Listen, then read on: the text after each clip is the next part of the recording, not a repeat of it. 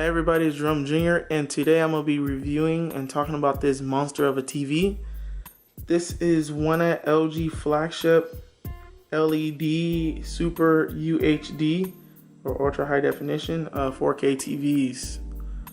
You can't really tell, I don't know if you can, but this is a 65-inch TV. This is my wall. Takes up my whole wall. And for reference, that is a 38-inch soundbar. If you care about what soundbar is, it's the VESA 2.1. I have the review on my channel. Here's the sub over there. It's a great soundbar. Check out the video if you're curious or in the market of looking at soundbars for a new TV or whatever like that. So the model number is 65SJ8500. I've had the TV up for about 2 weeks, so I felt like that was enough time to gain a opinion on this TV. I have watched a mixture of some 4K off of Amazon Prime, some Netflix, some Hulu, and a little bit of cable, some TV shows, a ton of movies. So what I'm gonna do is I'm gonna break this up. I'm gonna first talk about some specs and some things this have on this TV, and then I'm gonna go into my thoughts and opinion. It's gonna be some positive and it's gonna be some negatives, but overall this is a amazing TV. So let me jump right into it, guys. I'm gonna start out by talking about the ports. For the size of this TV do have a good amount of ports. It has 4 HDMI ports, but they're not just HDMI ports, they're HDCP 2.2. It's 3 USB ports. It's a RFN for a antenna or a cable box being plugged directly up to it. It has a dedicated Ethernet port, which is freaking amazing. You don't have to worry about buffering over Wi-Fi. It has an optical, which is that's how I have my soundbar plugged up. And it has a mini jack. So it has a good amount of ports back there. And I think it has another port that I completely forgot to mention. It has active HDR with Dolby Vision built in. So it's great because depending on what the definition of the video coming through it, it will adjust accordingly. TV will adjust automatically to it to give you the best picture, which I freaking love. And it has, I'm gonna butcher it, but it has the best sounding speakers that I've heard on a TV. LG does a fantastic job with their built-in speakers. This TV in particular has a 40-watt Harman Kardon Sound system built in. It's great. I mean, you don't even need a sound bar. It's a little bit overkill to have a sound bar because it gets loud enough, and it delivers a good bass response and highs and clarity, and it also can simulate surround sound pretty darn well. This TV do have TruMotion 240 built in, which is a refresh rate of 120 Hertz. There is barely any notice on motion lag. You can't notice it at all. Even with video games, I mean, this TV does a pretty darn amazing job. And also, before I forget, the viewing angle on this screen is amazing. It's a really wide viewing angle. I kind of have the glare of the window open right now, but the viewing angle is about like 180 degrees. So you can be sitting at an angle across the room, in a computer chair and get a good view. So that's awesome. If you were curious about the mounting it on the wall, the VESA mounting dimensions is 300 by 300, guys. This TV is the quickest, probably the fastest smart TV I've ever used. It has Web OS 3.5 built in, and it's just awesome. So I'm gonna talk about the remote. It also comes with what LG call their magic remote, and here it is. I mean, it can stand up, it can lay down. It's really cool. It got a nice weight to it, and it got a really nice look. It has a lot of useful buttons, guys. So here's the look of it. It has a built-in voice, I don't know what you want to call it, like a kind of like built-in voice controller.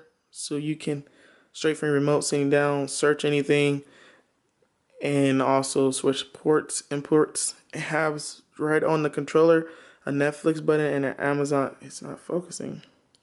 Trying to get it to focus. I have an Amazon and Netflix button on it, straight on the remote. And this remote allows you to control your cable box or soundbar or whatever it is right off of it. So the remote is also smart itself. It has a built-in like pointer, which is pretty cool because it helps navigating through settings and everything easier. So I'm gonna pull up all my sources of things installed and look how easy I can navigate to it. All I gotta do is click and open up something. Going through settings is just as easy. I mean, this TV is just well built, like the user interface, the UI is also well developed, and it's quick. Everything is quick. It's not hard to do. It's not hard to learn. TV is awesome. You don't even need to use your cable remote. Like, it has a built-in controller. See, look, this is extra buttons that are not on the remote that I can do to control my cable box. So I had to hit information. Information pops up. And that's off my cable. I have to browse. Look, I'm about to start browsing on my cable box. This is a cable box. You know what I mean? But I'm doing it off the remote. It's really cool. It's a lot of multi-functions you can use with this. I know I'm forgetting some things. And to demonstrate how quick this smart TV actually is, and the lag, there's no lag, I'm about to click Netflix, and look how quick it's about to open up. I'm clicking it. It opened up that quick. That quick. Not even joking. Now let me switch back to cable. Go over here, click it. I'm back to cable. I mean, it's quick. Everything's quick. LG do have a that comes with all their smart TVs apparently, or TVs is, it's called like TV Plus, and you get access to like 70 free TV web channels. So let me go over here and open it up for you to see. And look, I just barely click and it's opened. You see what I'm trying to tell you, how quick this TV is. It's great. Picture quality is amazing. The 4K, it looks good. The UHD, I mean the HDR does it does an okay job. The only negative thing I can say about this TV, to be honest, the only negative thing I can say is the local dimming. The local dimming on this TV is not that good, even though it does a great job of the TV adjusting to the lighting of the room, which was a big thing for me, especially being that I'm putting this in a bedroom, not a living room. And late at night when you turn off the lights, you don't want to burn your retinas, burn your eyes, and stress your eyes. It does a nice job of dimming like that. But as far as watching older films, or even in HD or 4K movies that have a lot of dark scenes, kind of like a scary movie or like Batman Dark Knight or something like an action film like that, it does a hard job of making blacks and grays, and making lighter parts lighter. It ended up kind of blending and everything looks kind of dark.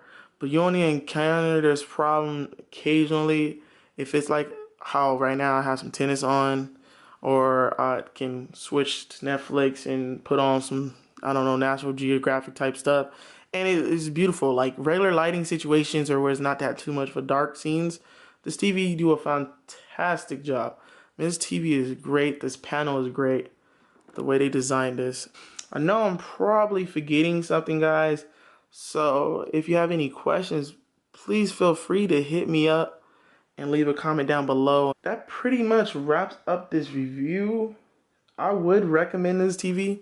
Honestly, if you have the money and you want a great TV, I will buy it, you know.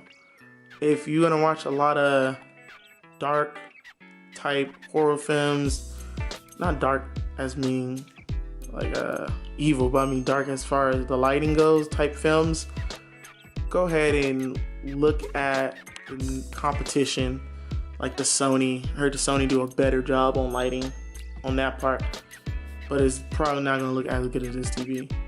So guys, that pretty much wraps up this review. I hope you enjoy it, and I'll see y'all later.